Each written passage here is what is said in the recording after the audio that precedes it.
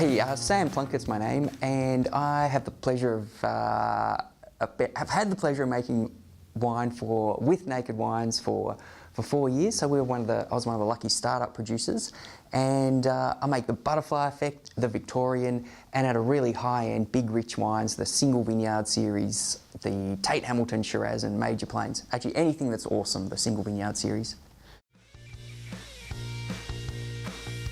The thing I love most about being a winemaker with Naked Wines is that I get to make wine. So in my previous winemaking life, in truth, a lot of the time was spent driving a laptop, driving a computer, or being a salesperson. With Naked Wines, you know, I get to do the piece that I really enjoy, which is being on the tools and making wine.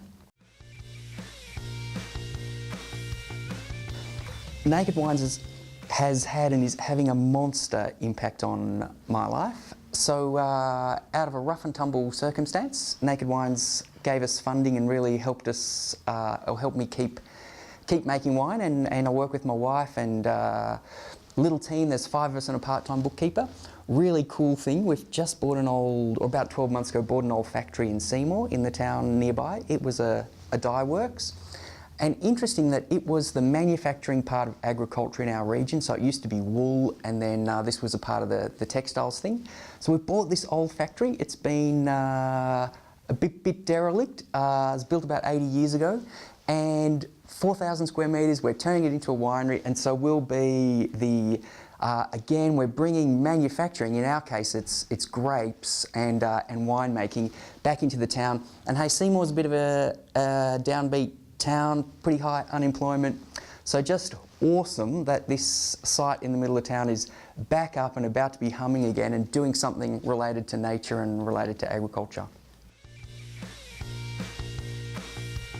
Look, I wish it'd be nice to say I always had a passion for making wine, but in truth I kind of fell into it. So a farming family, and my dad, the sort of farmer who, the question in his mind was always, what will my land do well?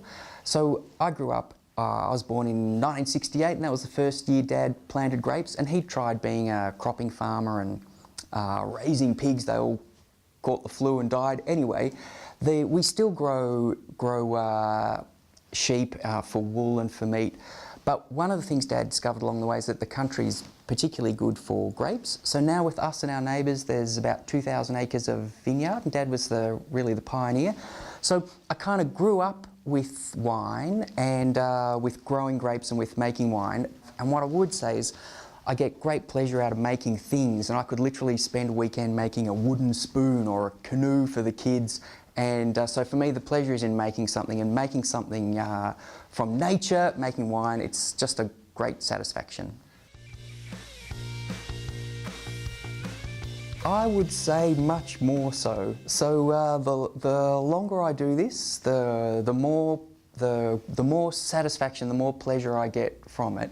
And in my case, Naked Wines really helped me out at a rough and tumble time where I thought I wouldn't be able to make wine any longer. And you know, sometimes when you're at risk of losing something, that's when you have the realisation that for me, this is the, I don't really like the word passion, but anyway, it's the thing that it's a satisfaction. Perhaps that's the only word. It's fulfilling.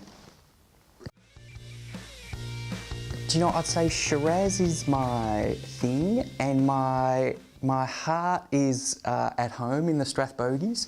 If we were only allowed one white and one red, it'd be Riesling and Shiraz. So yeah, hey, I love wine from all around the world. In some cases, it doesn't even have to be good wine.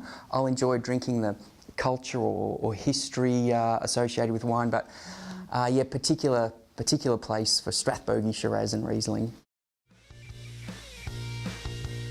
Yeah, things like Tokai Asu, where they make this, been making it for, well, for centuries, making this incredibly sweet wine out of a paste of botrytis wine, out of a paste of botrytis grapes. So for me, the things that really tickle me, the left field things, they'll have this strong cultural and historical thing. And in Georgia, they make wine in these things called kvervi, which are these terracotta, like giant amphora, big terracotta pots. And people have been making them and decorating them for, I think, 5 or even 7,000 years. And I look at these stone wineries and these terracotta kvervi, and it actually makes sense to me how people were making wine all that time ago. So I love the historical, cultural piece. I do have a favourite moment. It's going to be a long story. We're not wealthy, but there was an opportunity to buy this factory in Seymour to turn into a winery. Our bank manager's saying, you should meet my boss. If he's on board, we've got a better chance of getting this across the line. We meet at a pub in Benalla, and we've got some wine at this hotel, and we're sitting down with our bank manager, we're talking about Naked Wines, and a lady comes up. She's been standing at the bar and she's seen our wine behind the bar and cared enough to say to the publican, oh hey, I know Sam Plunkett through Naked Wines. And the publican said, well actually that's Sam sitting over there, you should go and introduce yourself. So then she's cared enough to come up and say hello, and she's just fizzing with excitement, and just at the moment when I'm trying to explain to the bank manager our business and about Naked Wines, this beautiful lady's come up and said, I'm your angel! And I don't know her name, I wish I did. She's literally our angel, and kind of at that point I could just see the bank manager going, green tick, these guys up and away.